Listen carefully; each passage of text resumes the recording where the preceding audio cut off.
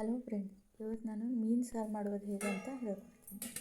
ತೆಂಗಿನಕಾಯಿಗೆ ಹುಳಿ, ಮೆಣಸು, ಅರಿಶಿನ, ಜೀರಿಗೆ, ಬಡೆ ಸೊಪ್ಪು,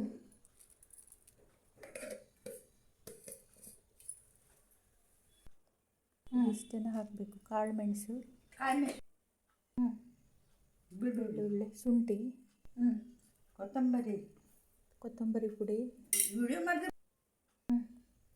ಬೆಳ್ಳುಳ್ಳಿ ಇವಿಷ್ಟನ್ನು ಹಾಕಿ ಒಂದು ಉಳ್ಳಾಗಡ್ಡೆ ಕಟ್ ಮಾಡಿ ಹಾಕಿದರೆ ಇದನ್ನು ರುಬ್ಬಿ ಕುದಿಸಿದ್ರೆ ಆಯಿತು. ಮೀನು ಹಾಕಿ ಮೀನು ಸಾರು ರೆಡಿ ಆಗುತ್ತೆ. ತುಂಬ ಈಸಿ ಇದೆ, ನೀವು ಕೂಡ ಮಾಡಿ. ತುಂಬ ಟೇಸ್ಟಿಯಾಗಿರುತ್ತೆ. ವಿಡಿಯೋ ಇಷ್ಟ ಆದರೆ ಲೈಕ್ ಮಾಡಿ, ಸಬ್ಸ್ಕ್ರೈಬ್ ಮಾಡಿ.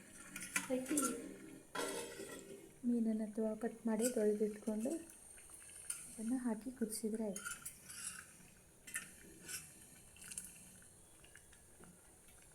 ರುಬ್ಬಿರೋ ಮಸಾಲೆಗೆ ಮೀನು ಹಾಕಿ ಕುದಿಸಿದ್ರೆ ಮೀನು ಸಾರು ರೆಡಿ.